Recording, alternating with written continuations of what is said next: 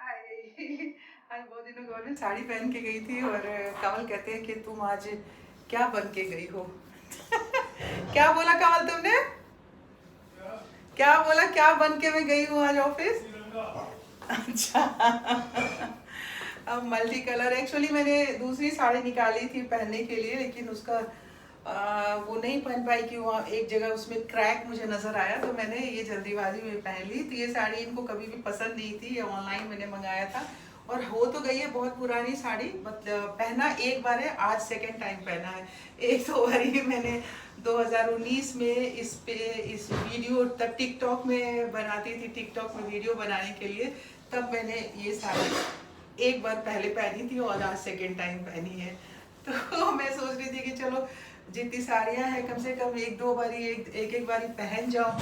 सारे ऑफिस में भी सारी हमारी कुलीग हैं, सब कहती हैं सरिता तुम साड़ी पहन के आती थी तो बहुत अच्छा लगता है। पर कमल को नहीं अच्छी लगी, मतलब ये कलर जो है इतना शायद ब्राइट जो है कलर ब्लाउज का, वो इनको पसंद नहीं आया।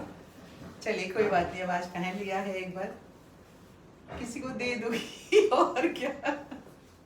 कल जो मेरी रिलीवर थी वो आने में इतना देर हो गई कि 6 बजे वो आई हैं और मैं ऑफिस से निकली।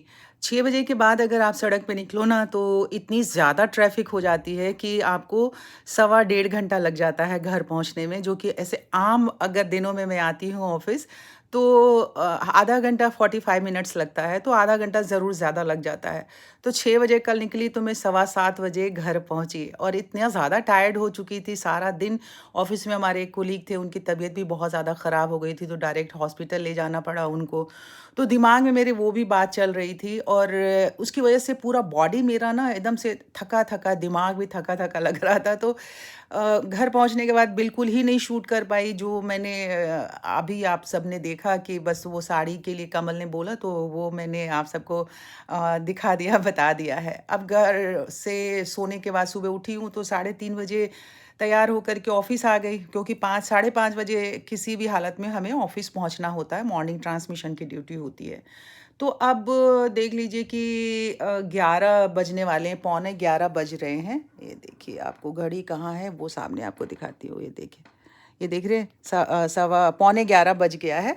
तो अब हमारी एक रिकॉर्डिंग अभी होने वाली है जो ख़ास रिकॉर्डिंग है और इस तरह से 11:30 बजे ये रिकॉर्डिंग शुरू हुई और 12:30 1 घंटे में रिकॉर्डिंग हमारी पूरी मुकम्मल हो चुकी थी। उसके बाद मैं घर आ गई, एज़ यूजुअल काम में आते ही लग गई मैं।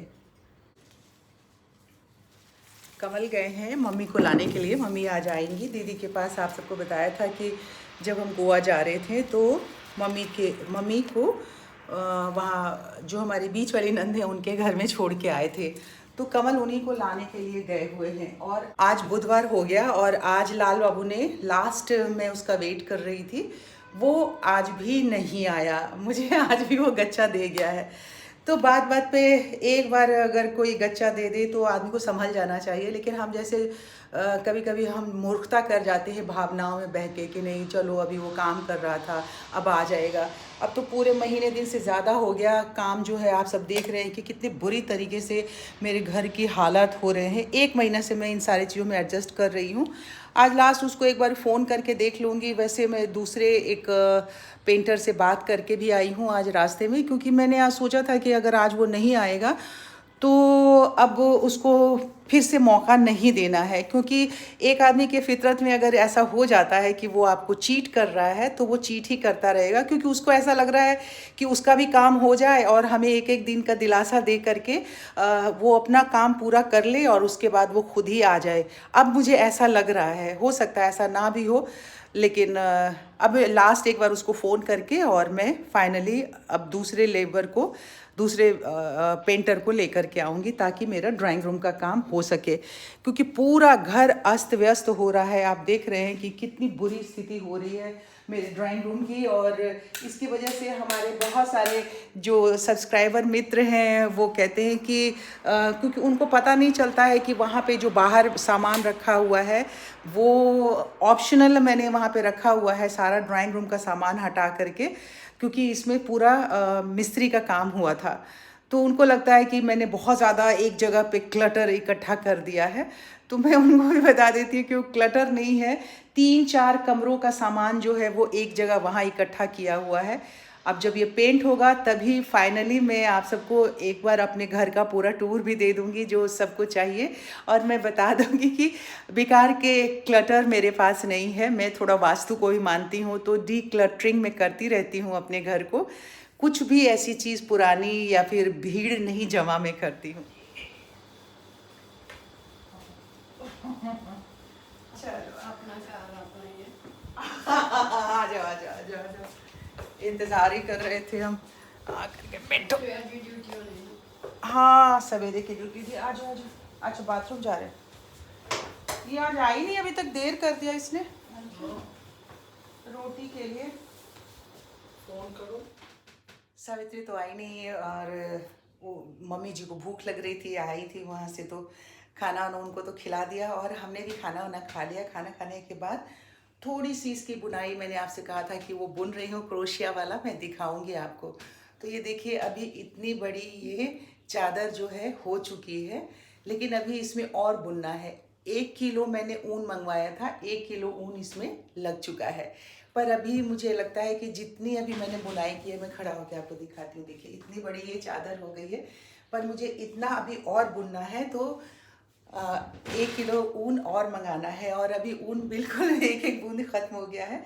तो अब इसे मैं तय करके रख देती हूँ। अब कल मैं जाऊँगी बाज़ार, ऑफिस से आते समय या जाने से पहले तो खैर पॉसिबल नहीं हो पाएगा, आते समय, या फिर जो बॉडी हमारी कुक हैं वो उसी रास्ते से आती हैं जहाँ पे मैंने ये दुकान एक्सप्लोर किया था ऊन वाला, तो उनको दे दूँगी। क्योंकि पिछली बार भी उन्होंने ही ला के मुझे ये ऊन दिया था, उन्हें ही मैंने सैंपल दे दिया था और पैसे दे दिए थे। तो ये ऊन मंगवाऊँगी, फिर इसका आगे का काम शुरू होगा।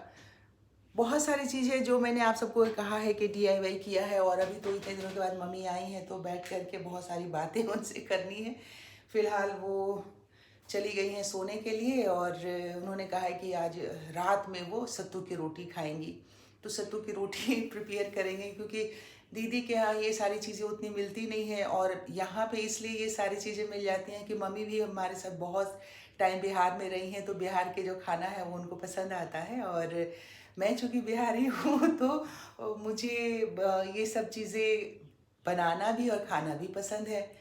तो जब हम दोनों मिल जाते हैं तो फिर उनके जो अंदर की ख्वाहिशें होती हैं, चॉइस होती हैं कि कभी सत्तू घोल के पिलाओ, कभी सत्तू की रोटी बना के खिलाओ। हालांकि सत्तू की रोटी ज़्यादातर लोग गर्मी में नहीं खाते हैं, सर्दियों में खाते हैं, पर सत्तू की तासीर एक ऐसी चीज़ है कि आप इसे रोटी बना के भी खाएंगे तो भी आपके शरीर को ठंडक देगा। और अगर उस सत्तू को घोल के अलग अलग तरीके से शरबत बना के पीते हैं तो भी आपकी बॉडी को अंदर ठंडक पहुंचाता है।